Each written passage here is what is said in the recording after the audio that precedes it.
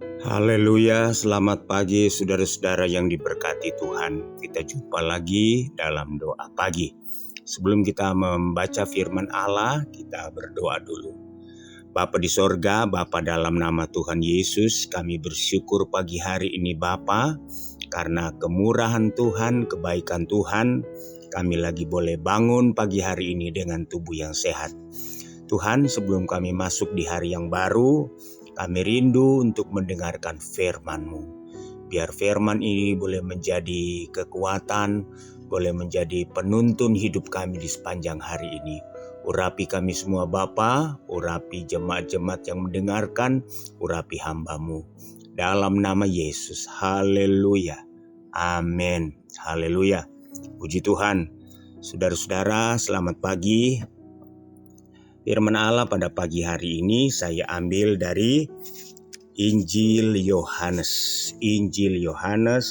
patsalnya yang pertama atau Yohanes pasal 1. Kemudian kita akan baca ayatnya yang keempat. Yohanes 1 ayat 4, demikian bunyi firman Tuhan. Dalam Dia ada hidup, dan hidup itu adalah terang manusia. Haleluya. Tema firman Allah pagi hari ini saya beri judul yaitu Dalam Yesus ada hidup. Saudara, kalau kita memperhatikan firman Allah, kalau kita suka membaca, meneliti, mempelajari firman Allah atau Alkitab ini, saudara, setiap manusia, saudara-saudara, secara rohani bahwa telah mati, ya. Secara rohani telah mati. Kenapa? Sebab kalau kita baca di dalam 1 Korintus patsalnya yang ke-15, 1 Korintus 15 ayat 21, ya, kita perhatikan. 1 Korintus 15 ayat 21. Sebab sama seperti maut datang karena satu orang manusia, demikian juga kebangkitan orang mati datang karena satu orang manusia. Ayat 22, karena sama seperti semua orang mati dalam persekutuan dengan Adam, demikian pula semua orang akan dihidupkan kembali dalam persekutuan dengan Kristus. Saudara, kalau kita berbicara kematian itu ada dua jenis, ya. Kematian menurut Alkitab yang pernah dialami oleh setiap manusia sebagai ciptaan Allah ada dua. Kalau kita mundur lagi ke dalam kitab Kejadian pasal 2, mari kita banyak baca Alkitab supaya kita tahu. Kejadian pasal 2 ayat 16 dan ayat 17. Kejadian 2 ayat 16 dan 17. Lalu Tuhan Allah memberi perintah ini kepada manusia, yaitu pada Adam. Semua pohon dalam taman ini boleh kau makan buahnya dengan bebas. Tetapi pohon pengetahuan tentang yang baik dan yang jahat itu, janganlah kau makan buahnya, sebab pada hari engkau memakannya, pastilah engkau mati. Ya, pastilah engkau mati. Ketika Tuhan menempatkan manusia, yaitu Adam dan Hawa dalam Taman Eden, maka Tuhan sudah sediakan segala sesuatunya yang menjadi kebutuhan mereka. Tuhan menumbuhkan pohon-pohonan dengan buah-buahan yang enak-enak, yang sedap-sedap, ya, yang segar-segar. Dan Tuhan katakan semua buah-buah dalam taman ini boleh kamu makan sepuasnya, boleh kamu makan dengan bebas. Tetapi ada satu pohon, yaitu pohon buah dari pohon pengetahuan baik dan jahat. Jangan sekali-kali kamu makan, sebab pada saat kamu memakannya, pasti kamu mati. Nah saudara, mengacu dari ayat ini, saudara-saudara, dan akhirnya Adam oleh pengaruh Hawa, akhirnya Adam melanggar firman, memakan buah yang dilarang oleh Tuhan. Nah saudara, apakah pada saat itu Adam dan Hawa mati? Sebab firman Allah mencatat Adam masih hidup 930 tahun. Berarti apa yang mati? Sebab berbicara kematian itu berarti berbicara perpisahan, terpisahnya. Ya, terpisahnya. Jadi pada saat itu Adam secara fisik, secara tubuh jasmani dia masih hidup.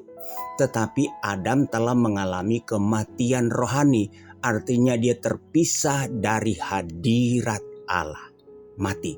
Nah, dalam 1 Korintus 15 tadi dikatakan semua orang-orang yang bersekutu atau turunan daripada Adam dan Hawa semua sudah mati. Mati secara rohani. Terpisah saudara-saudara dari hadirat Allah. Itulah kematian. Yang pertama itu kematian secara rohani.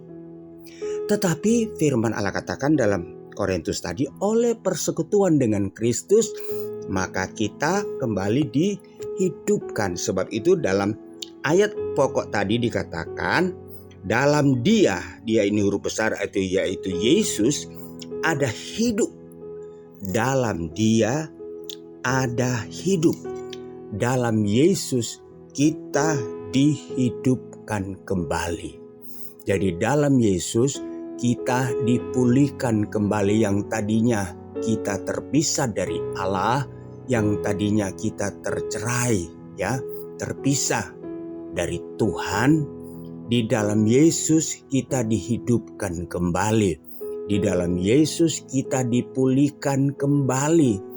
Oleh persekutuan dengan Adam semua manusia telah mati, tetapi di dalam persekutuan dengan Yesus kita dihidupkan kembali. Di dalam Yesus ada hidup. Sebab itu firman Allah katakan di dalam Yesus maka kita telah dipulihkan. Dipulihkan apa? Dipulihkan terutama hubungan kita dengan Allah. Hubungan kita dengan Bapa Pencipta. Kita dipulihkan sehingga firman Allah katakan kita boleh berseru dan memanggil ya Aba, ya Bapa. Karena Yesus telah memulihkan. Sebab itu saudara-saudara, setiap orang yang hidup dan percaya kepada Yesus jangan segan-segan lagi berseru ya Aba, ya Bapa. Karena Yesus telah memulihkan, telah menghidupkan kembali kita yang tadinya sudah mati, terpisah, tercerai. Allah telah membalikan wajahnya, saudara-saudara, dan tidak mau melihat. Sebab firman Allah katakan dalam Yesaya pasal 59, yang memisahkan kita dengan Allah adalah dosa. Tetapi dosa itu telah ditebus, telah dipikul, telah ditanggung oleh Yesus, sehingga kita yang mati oleh karena dosa kita telah dihidupkan. Nah, kita boleh berseru ya Aba, ya Bapa. Saudara, kalau masih ada iblis yang menteror, yang menuduh kita, menuding kita, mendakwa kita, kita jangan takut. Kita telah dipulihkan oleh Yesus di atas kayu salib. Kita boleh berseru ya Aba, ya Bapa. Dalam keadaan apapun, saudara layak berseru ya Aba, ya Bapa. Karena di dalam Yesus kita memiliki hidup, yaitu hidup yang telah dipulihkan. Haleluya. Hidup yang telah diperdamaikan. Di dalam Yesus ada hidup. Nah, hidup apalagi saudara-saudara yang kita bisa miliki dalam Yesus? Dalam Yohanes pasal 10 ayatnya yang ke-10 kita baca. Yohanes 10 ayatnya yang ke-10. Pencuri datang hanya untuk mencuri dan membunuh dan membinasakan. Siapakah pencuri itu? Pencuri itu adalah iblis. Pencuri itu adalah setan. Dia mencuri, yaitu kedamaian. Dia mencuri kehidupan. Dia mencuri damai sejahtera.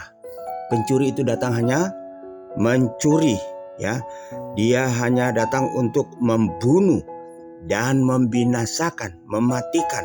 Tetapi di sini huruf besar, aku datang supaya mereka mempunyai hidup dan mempunyainya dalam segala kelimpahan. Jadi dalam Yesus kita dihidupkan, kita dipulihkan. Bukan hanya itu, saudara-saudara. Dalam Yesus kita memiliki satu kehidupan yang berkualitas. Yang berkualitas dalam arti secara jasmani dan secara rohani. Secara rohani kita telah dipulihkan, diperdamaikan dengan Allah Bapa. Dan secara jasmani dia katakan kita mempunyai hidup, saudara-saudara, dalam segala kelimpahan. Dalam segala kelimpahan, artinya jasmani dan rohani kita memiliki dan kita peroleh di dalam Yesus. Kita memiliki kualitas hidup, bukan hanya dipulihkan secara rohani, ya, bukan hanya dipulihkan secara saudara-saudara vertikal dengan Allah Bapa, tetapi secara horizontal, ya, juga dipulihkan. Kita memilikinya dalam segala kelimpahan. Jadi kita limpah selalu jasmani dan rohani. Limpah damai sejahtera, limpah sukacita. Itulah kehidupan yang berkualitas.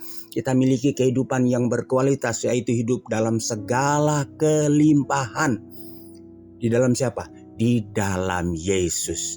Sebab itu saudara-saudara, jangan kita ragu lagi. Ketika kita sudah memiliki Yesus, jangan pernah engkau tergoda lagi dengan hal-hal yang lain. Jangan engkau terkena lagi bujuk rayu dari setan, dari dunia ini dengan segala keindahannya. Sebab di dalam Yesus kita miliki semuanya. Kita dipulihkan, artinya kita memiliki jaminan hidup dalam kerajaan sorga karena kita sudah dipulihkan dengan sorga, dengan Allah Bapa. Kemudian selama kita hidup dalam dunia ini, kita memiliki kehidupan yang berkualitas dalam segala kelimpahan. Haleluya. Firman Allah katakan, di dalam Dia ada hidup. Ya hidup jasmani dan rohani yang selalu berkelimpahan. Tuhan Yesus menolong kita semua di sepanjang hari ini. Tuhan Yesus memberkati kita dengan segala kelimpahan. Jangan ragu, engkau berseru ya Aba ya Bapa, karena dalam Yesus kita sudah dihidupkan, dipulihkan. Saudara-saudara, hubungan kita dengan Allah Bapa telah dipulihkan, saudara-saudara. Tuhan Yesus memberkati kita semua. Kita berdoa. Bapa Sorgawi, Bapa dalam nama Yesus, Engkau sangat baik dalam setiap kehidupan kami. Sebab itu pada pagi hari ini kami berseru ya Aba ya Bapa. Tolonglah kami anak-anak-Mu, tolonglah kami umat-umat-Mu di sepanjang hari ini. Dalam berusaha, dalam berkarya, dalam bekerja, Tuhan campur tangan. Tuhan tuntun kami supaya kami melakukan hal-hal yang berkenan kepadamu. Tuhan, kami juga berdoa untuk umat-umat-Mu, jemaat-jemaat Tuhan secara khusus yang ada di GPD Budi Mulia. Mereka yang masih dalam pergumulan, menghadapi persoalan permasalahan, sakit penyakit. Kami berdoa Bapa dalam nama Yesus. Tuhan tolong dalam nama Yesus. Angkat segala beban. Dalam nama Yesus Tuhan berikan jalan keluar. Terima kasih Bapa. Kami berdoa juga untuk bangsa dan negara kami ini. Tuhan terus memberkati bangsa kami. Pemimpin-pemimpin yang ada. Tuhan terus memberkati dan pulihkan bangsa kami Bapa. Selamatkan bangsa kami. Terima kasih Tuhan. Inilah yang menjadi doa kami. Kami sudah berdoa dan mengucap syukur dalam nama Yesus. Haleluya. Amin.